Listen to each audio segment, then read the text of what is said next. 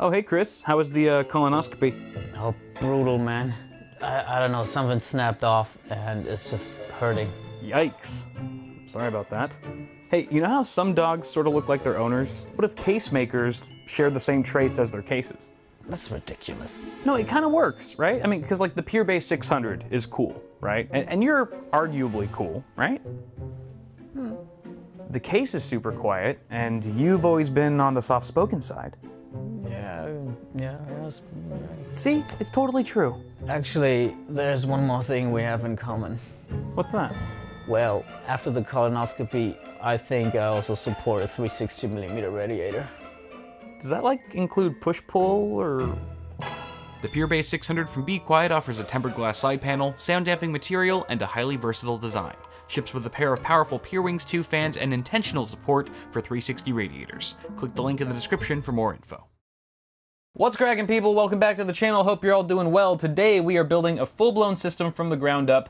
The objective of this build is going to be so that theoretically those of you who might be building a system of your own at home can assemble it almost in real time as you watch me build mine. And so this is really just to help those of you who are maybe new to PC building, if it's your first time, or if you just need a refresher on how to assemble this stuff. So hopefully that makes sense, and it's going to be a lengthier video because of that. It's just more of a casual and relaxed environment to teach users or new users how to build a PC. I will say that even if you're not building a Ryzen system, so I'm building an AMD Ryzen PC, even if you're building an Intel-based computer, you can still apply 95% of what I'm going to be doing today to your system. It doesn't really matter. The only real differences are the CPU installation, which is a breeze on either platform, and CPU cooler installation, which in itself can vary greatly even on the same platform depending on which manufacturer of cooler you're going with. So that being said, ladies and gentlemen, am I just building this computer just for you guys? No, of course not. This is actually going to be my cousin's gaming PC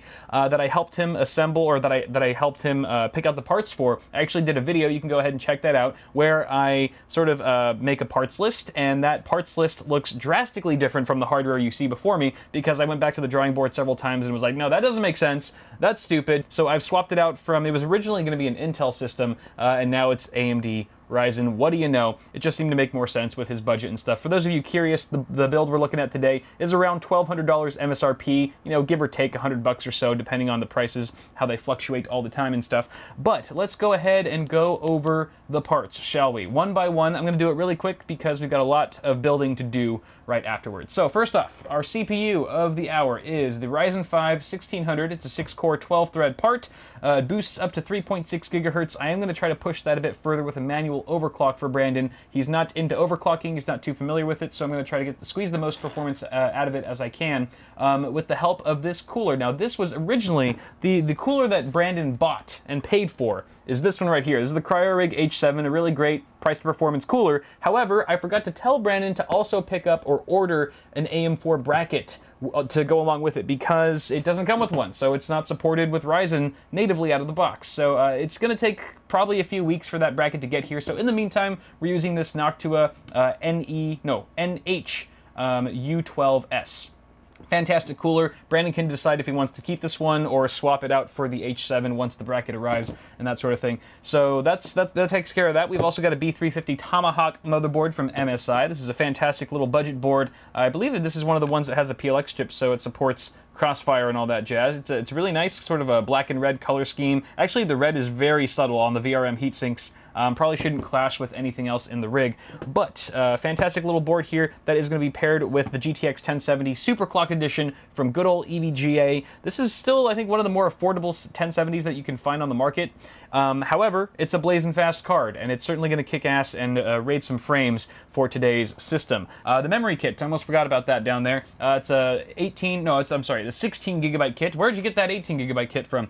16 gig kit of G.Skill Ripjaws 5, DDR4 at 3000 megahertz. I am also going to try to overclock that to 3200, as that does help Ryzen in gaming performance some. Hopefully the B350 Tomahawk here is able to handle that. Our storage configuration consists of 2 drives, the first of which being getting a 250 gig WD Blue. That's actually an SSD, not a mechanical hard drive like you might have thought at first. Yeah, WD makes freaking SSDs now, and they actually call them the same name as their mechanical drives, which is super confusing. But nonetheless, this should be a pretty sweet SSD. I've never used it before personally or tested it, so hopefully it works and it's fast enough. And we've got a 1 terabyte WD Black mechanical hard drive for his for all the games and stuff. Obviously, the heavy storage needs media, that sort of thing. I should mention that we are installing Windows 10 64-bit on that SSD as well. We've got the Seasonic G-Series 650 watt power supply. This is a modular unit and 80 plus gold certified, yo. So incredibly power efficient. And it's also, what was I going to say? It's a Seasonic. Seasonic is a great power supply brand. They are very reputable. So hopefully this one will handle this this particular system just fine. And then finally, our case of the hour is the NZXT S340 Elite in white. I gave Brandon a couple options. He really wanted a white case, so I gave him this one along with like 3 or 4 other popular white cases. And this is the one he came out with. Was like, this is the one. This one right here. And I completely agree. I love this case myself. I've built a couple systems in it already. It's got a beautiful tempered glass side panel. It's got radiator support at the front in case he wants to upgrade the cooling solution later down the line. And it's just a really nice chassis for not too much money. And then finally, just to give ourselves a little bit of an aesthetic bump for the rig, I have included some Fantex white sleeved extension cables to make things look nice and pretty. Oh, there's one more thing. As a thank you to Brandon for letting me build his rig and film it on the channel, I am throwing in, free of charge, an NZXT Hue Plus RGB LED unit, which is probably the biggest, baddest, most awesome RGB accessory you can add to a system here in 2017. So that's going to definitely spice things up and add some bling. Definitely going to give us a bling factor for today's build. But those are all the parts, ladies and gentlemen. So I'm done rambling. I'm going to go ahead and start building. So if you guys, those of you who are building your own systems at home right now, what I'm going to suggest is that you grab your CPU, aka your desktop processor, and your main board or your motherboard, because that's generally where I like to start in a given build. So let's start there. All right, y'all. So you can see that I've taken the CPU somewhat out of its packaging. You want to make sure not to touch it unless you absolutely have to. So it's still sort of in a little box for now. But I've also removed the motherboard from its anti-static sleeve. And you'll notice that there's a bunch of other stuff on this table. I'm going to go over everything. But when you take your motherboard out of its box, you want to also take out a few important accessories along with it so that they're just on hand when you're ready for them. The first of which is your motherboard I/O shield, and we're going to see what this exactly is for in just a bit, as well as your SATA cables. I would take out a number of SATA cables equivalent to the number of 2.5-inch or 3.5-inch drives that you'll be connecting to your system. So in our instance, we've got 2 drives, 1 SSD and 1 mechanical hard drive. So I've actually pulled out all 4 of the cables since they come connected. But you can take those out as well. And then your motherboard manual. So this is the Tomahawk manual. You might need to consult it at some point. And then the other stuff on here, these are just sort of like tools that I use when building a computer. The only one you absolutely need, well, let me get the CPU out of here. That's not a tool, really. So we've got the one you really need is a screwdriver. You need a Phillips head screwdriver. This is a number 2 Phillips head screwdriver. Any sort of length will do, but I generally prefer a slightly longer one. Woohoo! Just makes it a little bit easy when screwing in screws and stuff. But magnetic tip also helps a lot. Not required, but definitely appreciated. Makes things a bit easier. And then we've also got some cable management accessories here. So zip ties. Generally, there's at least one or 2 components in your build that will come with zip ties, but they're usually very few of them, and they're not like the right length, or they're too cheap and stuff like that. So I have my own on hand. Again, this is not necessary, just kind of creates a cleaner build for the cable management part. And then I've got some Velcro ties in case I need them. And then, of course, some wire cutters to cut the zip ties and stuff. A pair of scissors also works just as fine. Don't use a knife, that could be dangerous. So those are the things that we are going to be using for this build. And on that note, we can actually install our CPU. All right, so here's a close-up look at our CPU socket. And this is basically where the CPU gets physically mounted or inserted on the motherboard. And this one in particular is the AM4 socket. AM4 is only compatible with AMD Ryzen CPUs, at least at the time of filming. So don't bother putting in a non-Ryzen AMD chip or an Intel chip, God forbid. Bad things will happen if you do. So just stick to Ryzen for AM4 and you'll be good to go. So if you are building an Intel rig right now, I would suggest going to some sort of tutorial. Maybe I'll link one. I'll put a card somewhere if I can find a good tutorial on how to do that on the Intel platform. But for ZIF sockets for Ryzen, it's really quite simple. All you do is lift up this bar here. There's a little bar that's got a little latch. You kind of got to push it to the side a little bit and then lift it up like so. And then get your CPU out. I will remind you guys not to leave any fingerprints on your CPU, particularly on the top. You don't want to touch this top heat spreader here. That's a no-no. You want to grab it from the sides. So here's the CPU, all right? You can grab the edges. Edges are fine. Also, do not touch the golden contacts, the golden pins, I should say, on the bottom. All right, that's a no-no as well. That's very important. You want to keep that as clean as possible. The way you want to do this now is you want to take note of the golden triangle. There's a golden triangle on one of the corners of the CPU, and you want to match that with the small, tiny-ass triangle in the corner of the socket. You can see there's a tiny little corner, or I'm sorry, yeah, a little arrow right in the corner there. That's going to match up with the gold arrow on your CPU. So the way you want to do this is grab it with one hand, one finger on each side. I use my thumb and my index, and you just go straight down into the socket. You'll notice that the pins, you have pins on the bottom and you have pin holes in the socket. So obviously you're going to be slotting all those pins into all those holes, and it should just drop down. It should feel snug. It should feel like it's in there. And you can give it a little wiggle to make sure that it's fully down. Looks good. And then you take the lever and you just push it back to where it was. There will be a little bit of pressure. Don't let it scare you though. And once the lever locks back into place, voila, you've just installed a CPU. Now some CPUs, including the one that we're using today, come included with a stock cooler. And this one in particular comes with the AMD Wraith Spire, which is a fantastic stock cooler, but we're using something a little bit better. We're using that Noctua cooler that I mentioned earlier at the beginning of the video, so we actually don't need these mounting bars. These mounting bars on either side of the socket, those are for the stock cooler, but we don't need those. We want to make way for the Noctua cooler bracket, so we're going to actually remove these by unscrewing each of the screws. There's 2 screws on either side, and upon removing them, the mounting bracket should pop off just like that.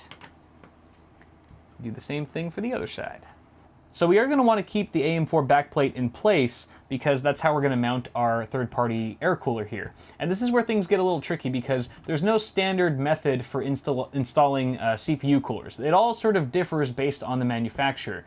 This Noctua cooler installation will be vastly different than an NZXT cooler versus a Thermaltake cooler versus a Phanteks cooler, a Corsair cooler, and so forth. So this is really the only part in the build where I'm going to have to leave you guys on your own, I promise. So at this point, I want you to consult the manual that came with your air cooler or liquid cooler and follow it to a T. Follow the instructions there and you should be good to go. Make sure that you're also following the instructions in that manual that pertain to your particular socket. So again, we're running a AM4 right here. If you're using LGA 1155 with Intel or LGA 2011, then you want to make sure that you're reading the right instructions for that socket. But before I let you go and off to your own installation with the cooler, I will teach you how to apply thermal paste. And it's fairly simple. Thermal paste is basically a thermal interface material that basically is a heat conductor between the heat spreader of the CPU and the base plate of your cooler. It basically allows for heat transfer between your CPU and the cooler so that you get better absorption, better dissipation, and superior thermals. If you don't use thermal paste, you're gonna have a bad day. You always, always, always want to use a proper application of thermal paste. So what you want to do, I have a little plunger here. Yours probably looks a little similar. I like to do the grain of rice method. So straight in the middle, it's just how it sounds. You want a grain of rice size of thermal paste. You can go a little bit bigger. I would say grain of rice works for LGA 1151, for example, and similar, because it's a smaller chip and you don't really need that much. Ryzen's slightly bigger of a heat spreader, so we're gonna do the green pea method. The green pea method is slightly bigger than the grain of rice. Bada bing, bada boom. Beautiful. All right, and ideally the theory here is that once you push this thing down, once you smack it down on the CPU, it's just going to spread it across the entire heat spreader. And so you'll actually get much fuller coverage than what it looks like right now. So on that note, why don't you go ahead and install your CPU cooler while I install mine, and we'll meet back afterwards. Sound good? All right, go for it. Good luck. I believe in you.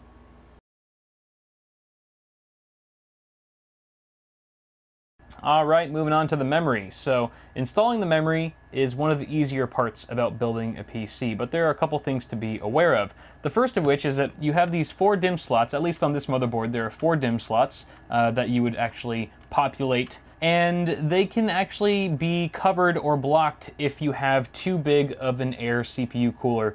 Now this one is fairly slim, so we're not running into any clearance issues, but you might have one that's too large and kind of encroaching on these leftmost DIMM slots, and that could be an issue. Hopefully if yours is only encroached because there's a fan on the side, you should be able to pop the fan off, and it'll give you more open access to those DIMM slots, and then you can go ahead and install your memory modules. But if you are just running into some issues and there's no way around it, it's possible that you've just got some incompatible RAM that is just too tall. The heat spreaders on the RAM, which is the black enclosure that you see here, for example, is just too tall for the model of CPU cooler that you've purchased. You might want to look into that online, do some research to make sure that it is incompatible before you send things back and stuff, but that can occur from time to time. Assuming though that you don't have any clearance issues and that you have a free access to all these DIMM slots, you want to consult your motherboard manual to find out which of these slots should be populated with your modules, because it does matter. It does matter. No matter if you have 1 stick or 4 sticks or 8 sticks, you want to make sure that you're putting them in the right slots, and the only way to find that out is through the manual. So once you've done that, I've already found out that mine, my 2 sticks that I have here should be going in the 2nd and the 4th slot. So I've got that all figured out. So the next thing I want to do to actually install these suckers is I want to pull down these side latches. There's side latches on, in this instance, there's side latches on both sides of each DIMM slot. Some motherboards only have a fold down latch on one side and the other one is fixed. So if that applies to you, don't try to force one of the sides down. It's probably just not meant to move. But in this case, both of them fold down on either side. Now before you install these suckers, you want to make note of the little notch that's the bottom of the module. You can see it right there. It's off-center, which means that these are keyed PCBs, which means they can only go in a certain way. So you want to match that notch up with the notch that's in the DIMM slot itself, just to ensure that you're plugging it in the right way. Otherwise, you could damage the module. So once you've got that figured out, go ahead and line it up, and applying equal pressure on both sides of the stick, you want to apply force downward until both of those side latches that you popped down earlier snap back into place. So we just did the first one. Let's do it again for this guy. Even pressure downward, and voila. You can see that the latches, all 4 of the latches, are completely upright where they were before. So memory installation complete. Very straightforward and simple. Let's move on to the next step. All right, we've got our case now. So go ahead and get your case out of the box. Be careful with it, especially if you've got something like a tempered glass side panel. It can be very fragile. And what we need to do is sort of prep our case so that we can fit our now prepped motherboard snugly inside of it. So I'm going to go ahead and take off this side panel. Now, if you guys have a more conventional side panel that's not tempered glass, you probably don't have these 4 thumb screws directly on the side. You probably have 2 thumb screws on the back or something similar, depending on the case. So go ahead and remove the side panel carefully. Be especially careful. I mean, whether or not you have tempered glass, you should still be careful if you have like an acrylic side panel window or something like that, because they can scratch very easily. I would advise leaving the plastic wrap on the side panel window until you're absolutely done, 100% complete with the build. I know it's tempting. I know it's tempting to peel it off the second you see it and go, ooh, ah, but trust me, you'll thank me later. It's not worth it. Now I'm also going to remove the back side panel, and you guys should too, just in case you find any accessories back there. A lot of times case vendors like to put the accessories inside of the case. They like to hide them either in the drive cage or in the power supply shroud somewhere. So go ahead and take your accessories out. You will be needing them very soon. In fact, right now. Let's go ahead and put the case on its side so that the main side is facing up and the back side is facing down. Boom. And here's where you want to bust out your motherboard I/O shield that I told you to remove from your motherboard box earlier. Take it out of the plastic wrapping. Like so. It's like an ASMR video now. And you want to make sure that you line this up properly. Generally, the shiny side, if there's a shiny side, is going to face inside, inward of your case. And the really nice outside, or the really nice part is going to be outside, obviously, because you can see it. And the way this goes, so you already know it's going to go either this way or this way, right? With the shiny side inside. Now it's just a matter of which way does that go. You can just line it up with your motherboard, or I can just tell you a rule of thumb, where you see the little circles, all the little audio circles, that's going to go on the bottom, towards the bottom of the case. That's pretty much the best way to tell. And then just go ahead and pop it in. This can be a little tricky. It's hard to know once you pop this in, and it's sort of, you have to kind of do it by feel and by sound. So you hear that? That was part of it popping in.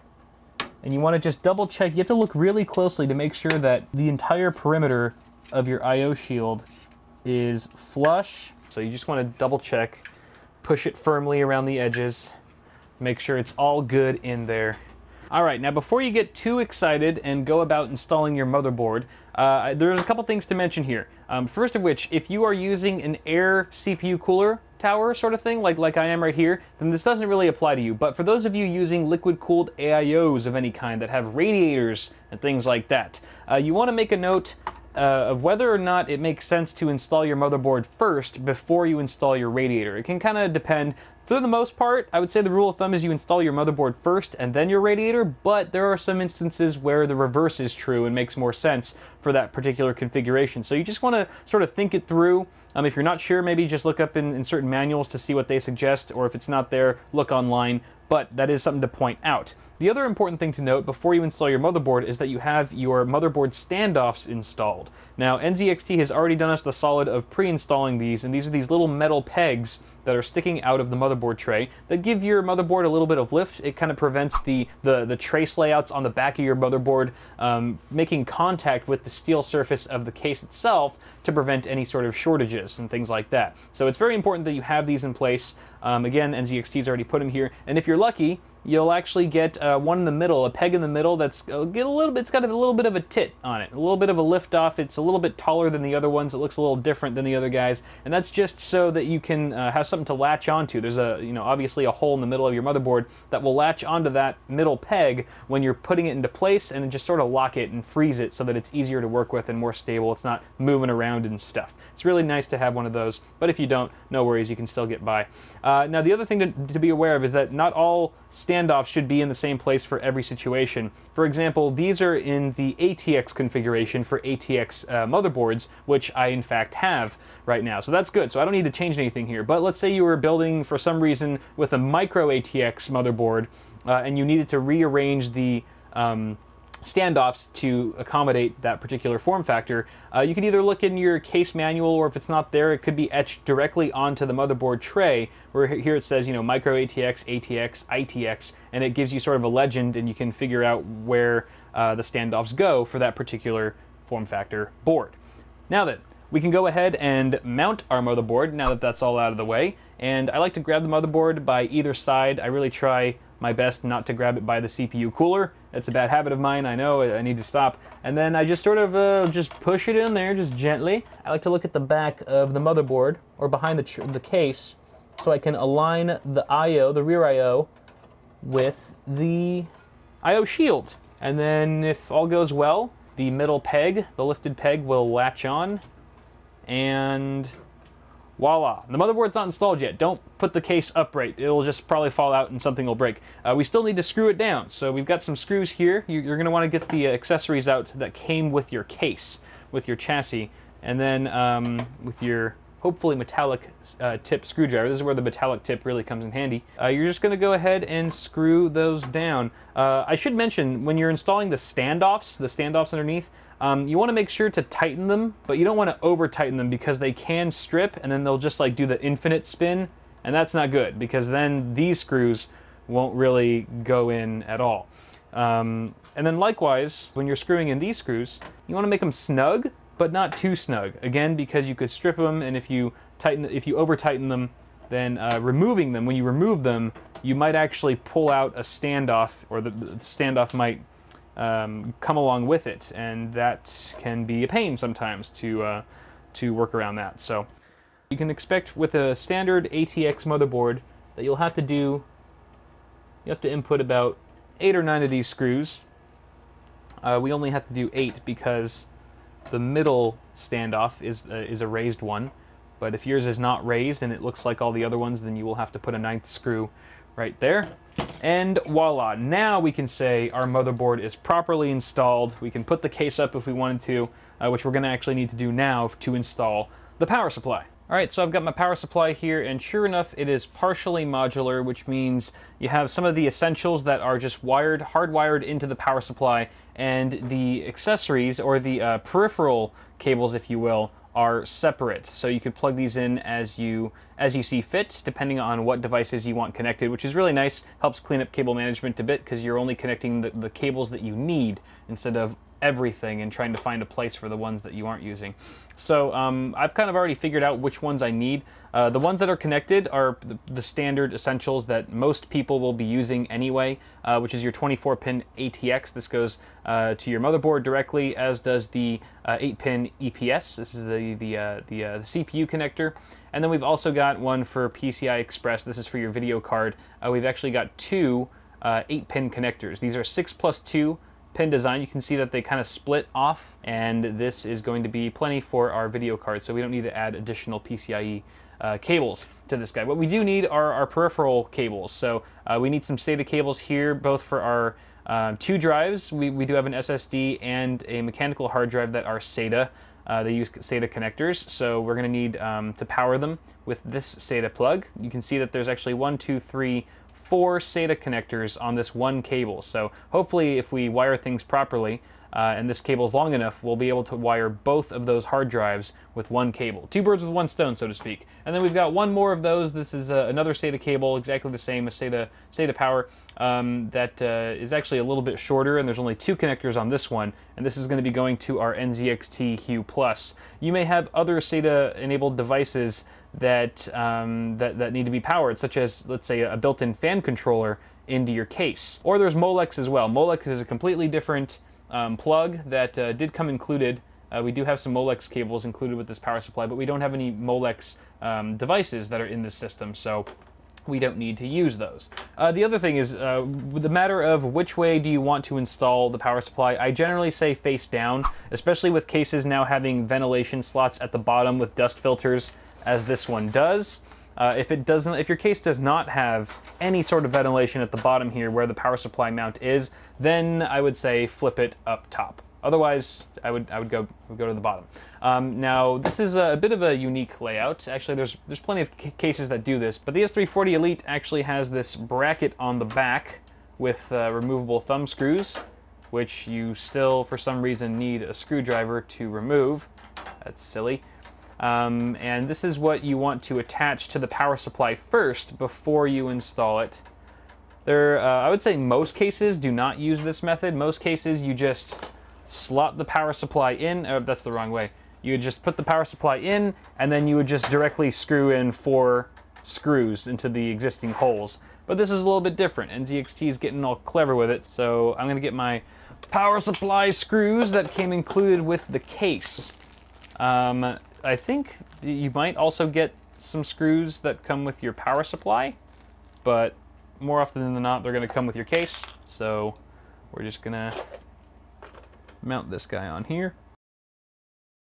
Alrighty. Okay, now then, before we install the power supply, I'm going to connect all the cables that I need right now, because it's a lot easier that way to connect them outside of the case than it is to try to finagle them inside once the power supply is already installed. First SATA cable, and you want to make sure that you're plugging it in. It's all labeled, so it says PCIe, that's for our graphics cards, the CPU obviously, and then peripheral IDE/SATA, which is what we want. That's the one we want right there. So you can just pop that sucker in and do the same thing for our other one. Boom! Okie dokie. So then now, what I like to do is sort of group the cables together and push them through the backside of the power supply mounting area and just slide it in like that and screw her down. Now some cases will have you mount the power supply from behind the motherboard tray this way. I'll just have you slot it in from this side as opposed to behind the case. But every case is a little bit different, so again, check your motherboard, or I'm sorry, your case manual for details. Alright, that looks good for now. We're gonna leave the power supply cables as is for now. We're gonna move on to something else. Let's do the front panel connectors. Oh, how exciting.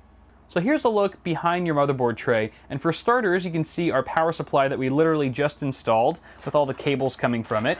But then you've got this whole other mess of cables that seems to be stemming from the front of your case. Apart from these two, these are fan cables, we'll talk about that later. And these are your front panel connectors coming from the front. Everything that's at the front of your case, including the power button, reset button, power and hard drive LEDs, USB ports, audio jacks, etc., that all needs to get wired to your motherboard one way or another, and that's what these cables are for. So each one represents a different thing. You've got your USB 3.0, which is the big blue one, USB 2.0, which is labeled, and these really tiny ones, these are really tiny ones and make up your hard drive and power LEDs, your reset button, power button, etc.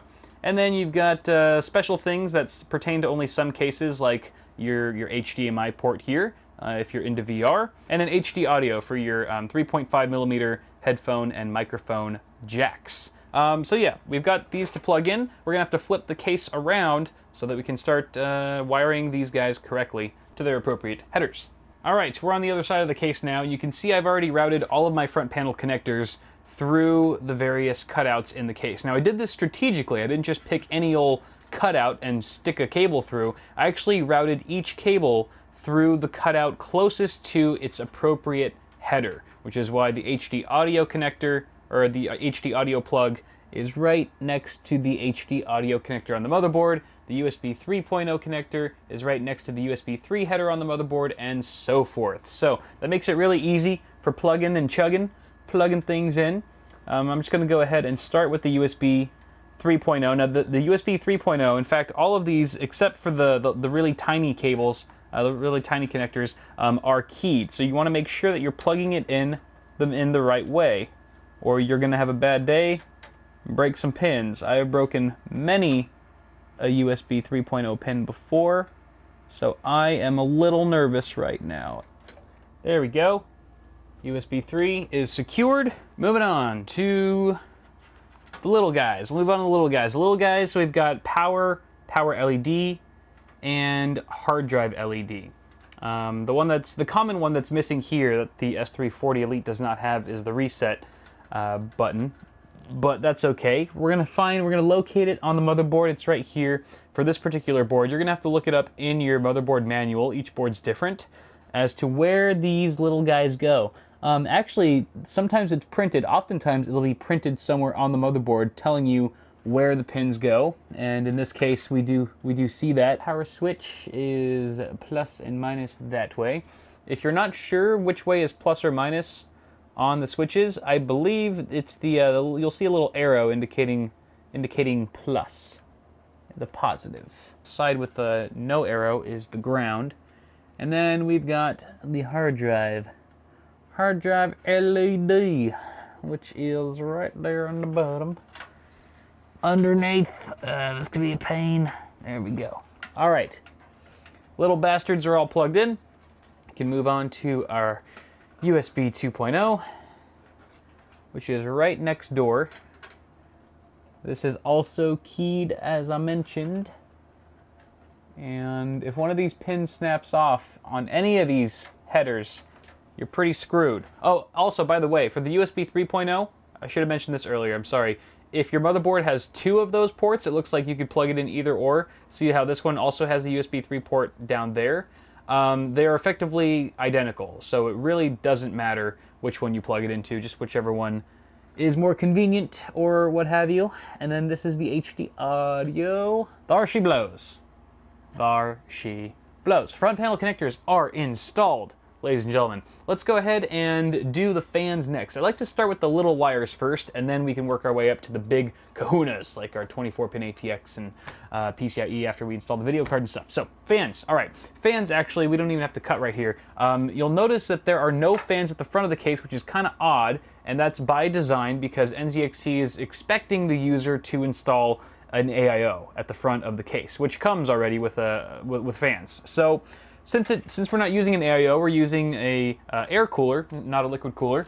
We are going to install 2 additional fans for my cousin. So I've got actually 2 NZXT fans. These are from my my other NZXT case. These are 120 millimeters.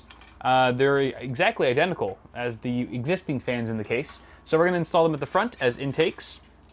And to do that, we first have to pop off the front panel of this case.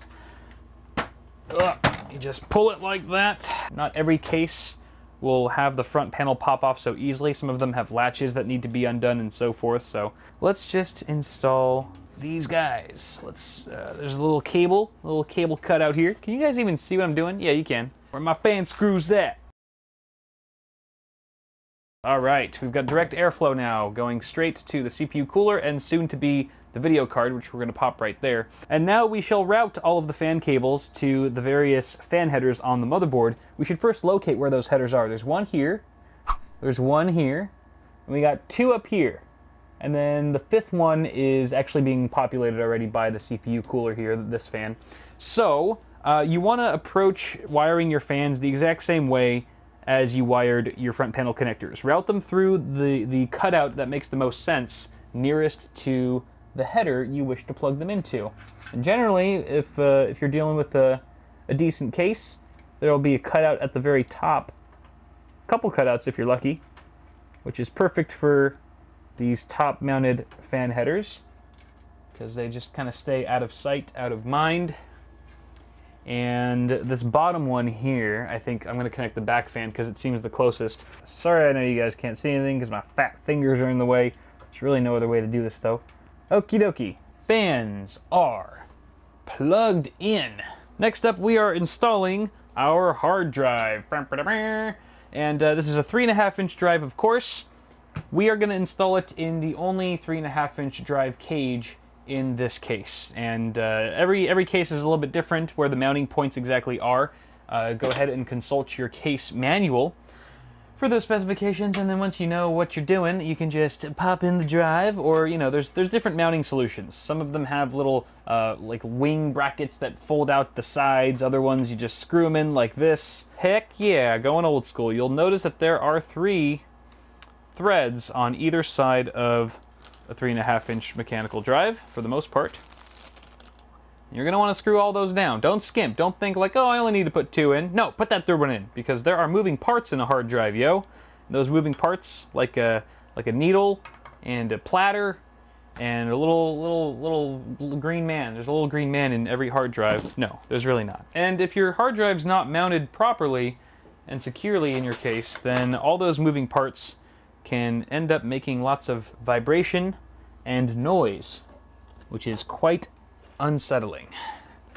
So make sure you do your job and screw them all in. Now, this is a unfortunate design. I should have thought to plug or screw this in earlier. There's only one screw hole here on this side. The case only gives you one screw hole. So I'm screwing it in with my hand, which is not good. I'm going to get a smaller screwdriver.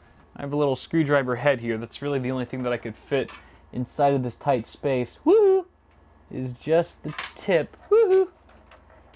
It should get it tight enough though. All right, there's our hard drive. Look at him, so cute. He's all secure and mounted and stuff. Hey, what is this? What is this right here? This looks awfully familiar. This almost looks like that one SATA cable that we had plugged into our power supply from earlier. Oh my lord, it is. And it is also, it's the same L shape. My goodness, so you want to line that up and just push it in. Just nice and easy. Oh yeah, right there. That is firm. That is real firm. SATA power has been connected, but wait, there's more. You need data. So let's get a data cable. Remember the other accessory that I told you to get out from your motherboard box way back at the beginning of the video? Yeah, it's time. It's time to whip one of those out, if you know what I mean. So we're gonna get one of these. Now these have two different connectors, or two different ends. You could get flat. You can get flat on both sides, or you can get one flat and one right angle. It just depends on what the manufacturer has given you. Usually they give you two of each. And generally, if you're using the right angle, I like to save that for the drive itself, as long as it makes sense to do so. So that looks pretty good. And then the other end just goes into one of the SATA ports that's on your motherboard. I'll cut to a B-roll shot of that. Now, a couple quick things to note about the SATA data cable before we move on. First of which is that you will hear an audible click once you've inserted it far enough into the port, letting you know that you've established a secure connection. You can even tug on it, it won't budge unless you push down on the metal latch. Only then will it release.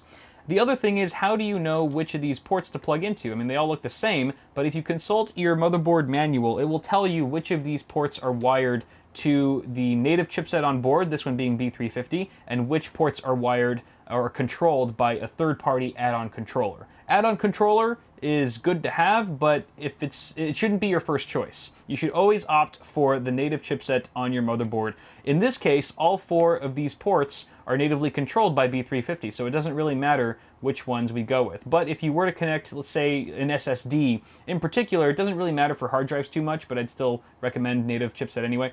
If for sure an SSD, you want to be sure that it's plugged into ports controlled by the native chipset. Otherwise, you could incur a bit of a slowdown in certain situations. So, just to be safe, native chipset, check the motherboard manual.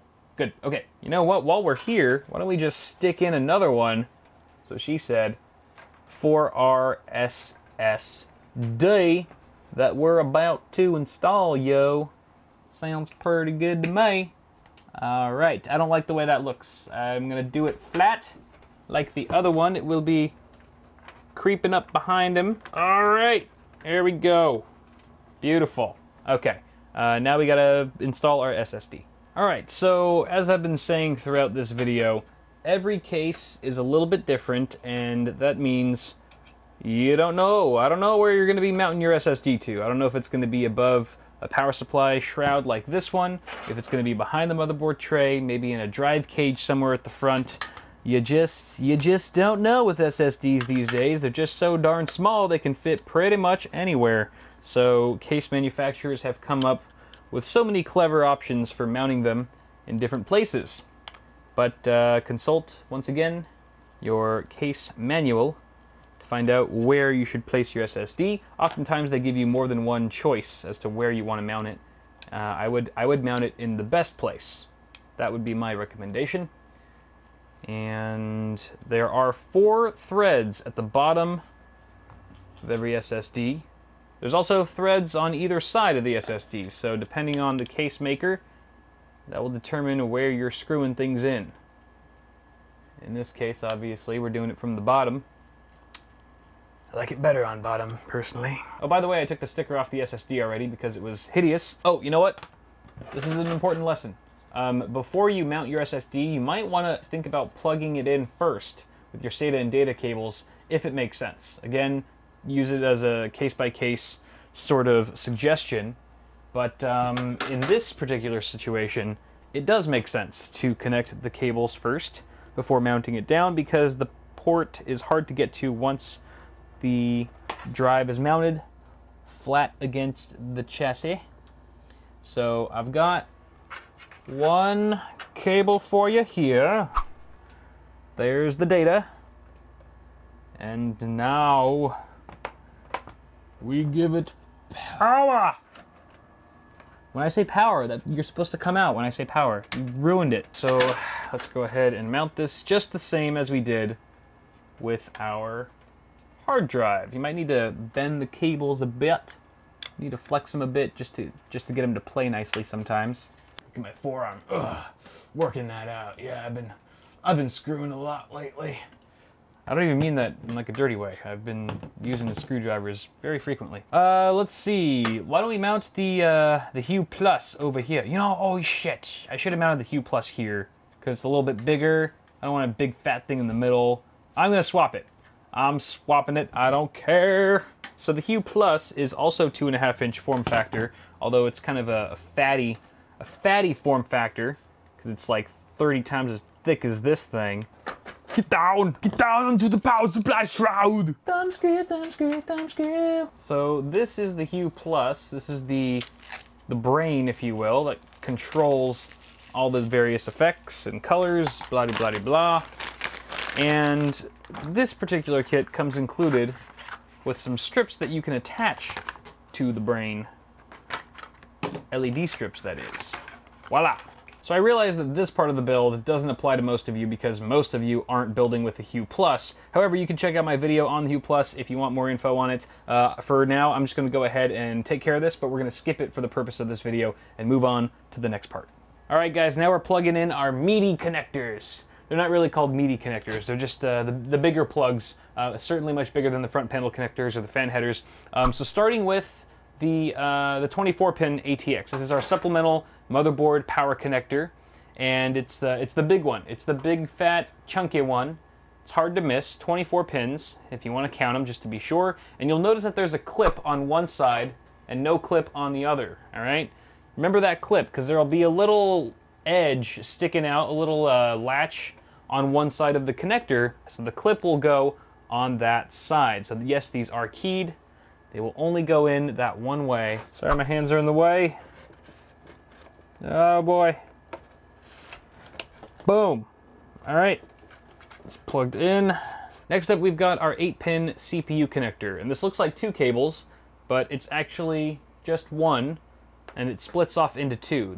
The end that splits off into 2 is the part you want to plug into your motherboard. Sometimes when it's split, you'll actually have a little mechanism to lock the 2 halves into place so they stay together, like so. And then the header on the motherboard that you plug this into is typically located in the top left corner, right there. So you just gotta feel around for it. This port here can be a pain, especially if you don't have much room. And hopefully I remember to put an annotation when I was talking about installing water cooling radiators that sometimes it's best to install your power supply first, and then your motherboard, and then plug in this gosh darn cable before you install your radiator, because sometimes the radiator, if you're mounting it at the top of the case, can easily block your 8-pin cable. That's good though. There's a cutout at the top of the case, fortunately. Thank you, NZXT, for that. Just route it right through. Whoop, there's our LED strip falling down. And then bam! Next up, we've got our PCIe extensions for our graphics card, but we don't have a graphics card installed yet, so we should do that first. All right, and moving on to our last component for today, which is the graphics card. Woo! We made it. Very exciting stuff, and this is a really straightforward installation. The first thing you want to do is consult your motherboard manual and find out which of these PCIe by 16 slots you should be populating. Typically, it's the top slot, but you want to check the manual just to be safe. And what you want to do first is lower the latch that's at the end of the slot you wish to populate. And then once you do that, that actually kind of opens it up for access. And then you need to remove some expansion slots. And the number of expansion slots you need to remove depends on how wide your card slot width is. So this is a 2-slot card. You can see it's got 2 rows, 2 of these little rows here. You can look up the specs, the official specs on the manufacturer's website just to be safe. So you're going to remove, since we have a 2-slot card here, we need to remove 2 expansion slots. The first one being the one that's just adjacent to the slot itself. And then since we're going to need room below that, we have to remove the expansion slot beneath that first one. So very simple process here. You're going to want to undo the thumb screws. In the S340 Elite here, there's actually like a second panel, or there's like a big panel that you have to remove first in order to access the thumb screws. So I'm going to go ahead and do that first. Most cases don't have this, so that's one less little step you have to worry about. All right, so that panel's gone, and then you just remove the 2 thumb screws that you need to access their expansion slots there. Haha! Look at that. All right, beautiful. So now we have room for the video card. We're gonna go ahead and just hold it gently, and you want to just sort of line it up with the slot, and you'll see that there's actually a notch. You'll see there's a notch in the video card connector, and that should line up with a notch in the motherboard slot. And very much like your memory, you'll hear a nice click, a very satisfying and noticeable click, and then you just go ahead and screw the thumb screws back in. You want to make sure that they're fairly tight. You don't want to over tighten, but make them snug. Mount this plate back on. And finally, you want to connect your PCIe connector. Very, very similar in how we connected our 8-pin EPS CPU connector and our 24-pin. It is keyed. There's a clip on one side and also a latch on one side of the connector of the video card itself. You want to line those up. And if you're rocking a similar plug like this where it's a 6+2 design, then you want to make sure that those are sort of connected. There's a little bit of a ledge at the bottom, at the base of the plug itself, and you want to make sure that that is flush before you plug it in. If you do it all correctly, it'll go in like so. And then you want to route this obviously through the best possible grommet. You could route it through this right here, this sort of sidebar, at least for the S340, or it could go down below into the basement, but I kind of like it behind. It just makes it a little bit more discreet. It's all a matter of preference on how you like the look. Okay, and then obviously you always want to make sure that all the plastic wrap that comes on your fresh products is removed before operation. You don't want any of this stuff getting too hot. These computer parts can get really toasty. You don't want melted plastic in your rig. All right, I think that's good. I think we're good. I think on that note, we just got to take care of some cable management, which is on the back side, and we will be completely done with my cousin's PC. And hopefully you'll be done with yours too.